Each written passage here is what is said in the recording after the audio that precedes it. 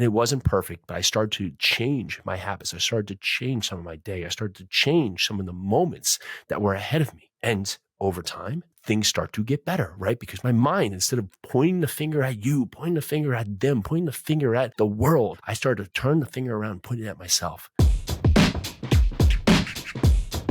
Time for some action.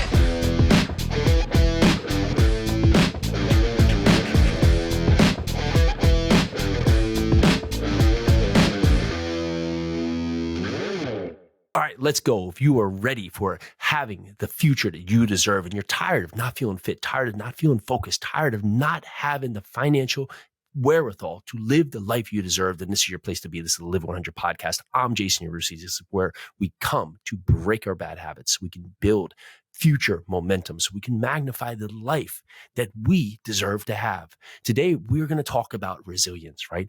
Why we need to have resilience in our life and resilience upon our journey to get the success we deserve, both here as an entrepreneur and within your future that lies ahead of you.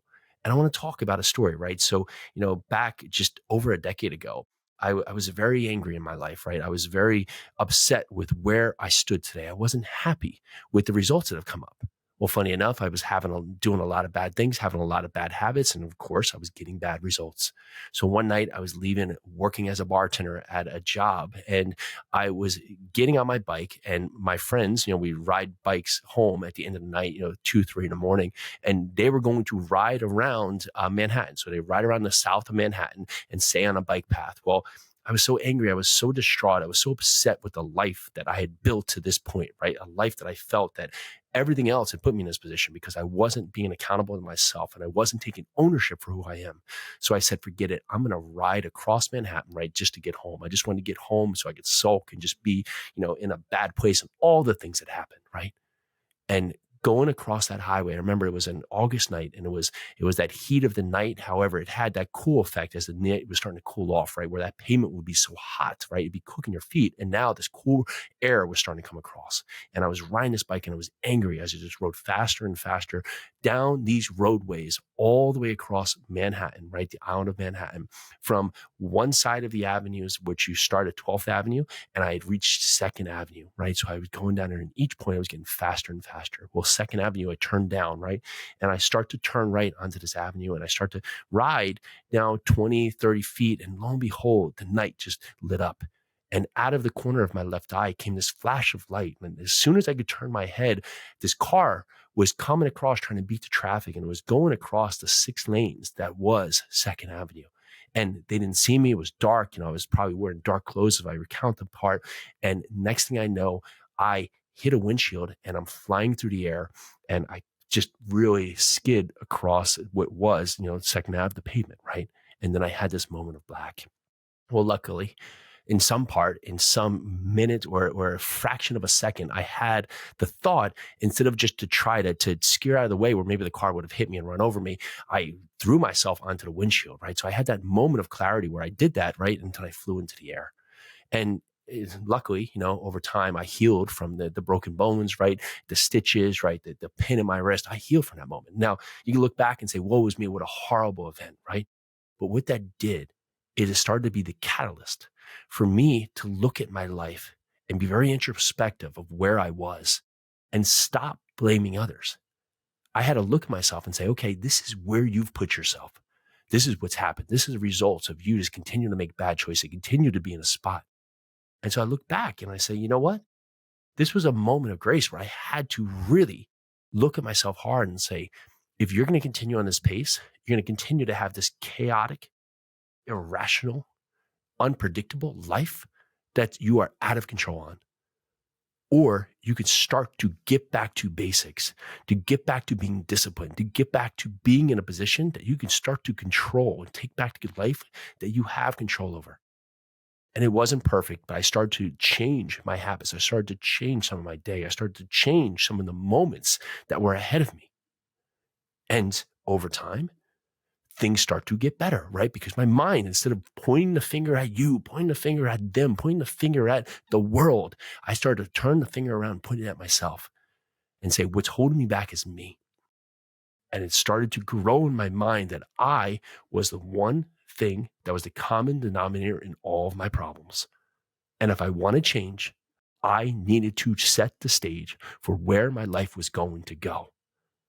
And it was not easy. I'm not going to tell you what it was, but going through that, it made me resourceful. It made me look at the opportunities that God had presented me here that I continue to put blinders onto. So I had another chance. That I left the hospital and I started to make those small changes, right? And I didn't have a way to break free immediately, right? I had to go back to that bar in a few days. I needed to get money, right? So I could pay rent. I needed to continue to earn, even though I had a cast, I had stitches, right? I had to go back to what I didn't want to be, but I knew I wasn't staying there.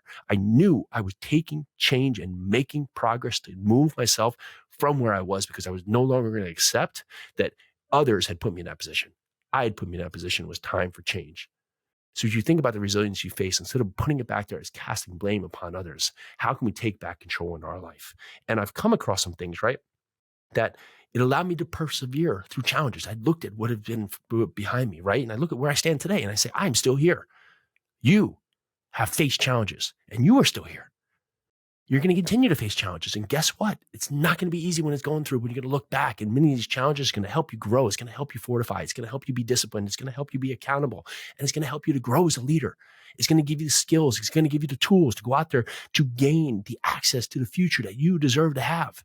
If you understand that resilience is put here for a place for you to grow through, not for you to go and hide from. Now, as it comes, are you understanding with the growth mindset that this is here for a reason? This has been put in front of you because you can handle it, but you just have to figure out how. I've looked at my life and I looked at how resourceful I have become because of all the challenges I've faced. And instead of me saying, that's for somebody else, I said, you know what? How can I find the other side of this? How can I find the solution? And when things go wrong, guess what? I want to bet on me more than I want to put the blame and put the opportunity in you. I want to bet on me because I know I'm going to give it my all and I'm going to be the one standing there to push through no matter what's in front of me.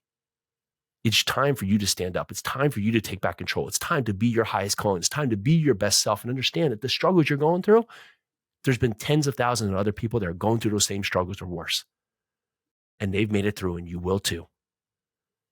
I was at an event yesterday, a charity event to help an organization that helps house homeless people. And, there was a lady talking that helped founded this group, right? And she was talking about, the struggle she had, right? That they would have to, as a kid living in the same very town, right? Walk across the street to a fountain that had water because they didn't have a house that had water, right? And so I talk of my effects today. I could just turn a faucet on.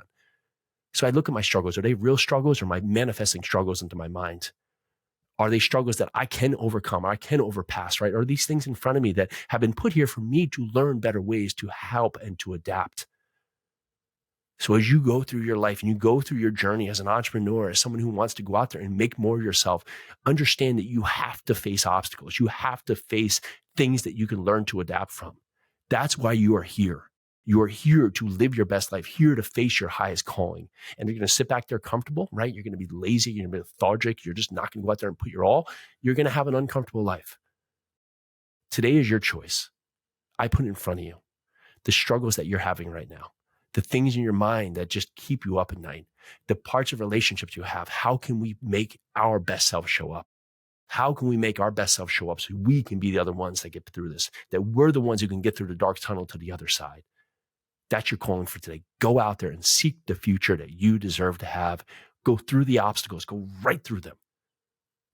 That's what's going to get you to the ability to have the success that you deserve. And I know it's there for you because I, in my mind, see a future where we're going to continue to live 100 together. We're going to continue to break bad habits, build futures that we can be accountable to so we can help others, so we can help the country, the world, the people around us magnify to the success levels that we all deserve to have. Let's do a little bit more today. And with that, it starts with you and it starts with me. Let's go. So before you jump out of here, make sure you go down there, give us an honest ratings review. If this podcast is helpful for you, share it with someone else. Share it with someone else that this can have an impact for. And with that, let's take action today. Let's do this. Time for some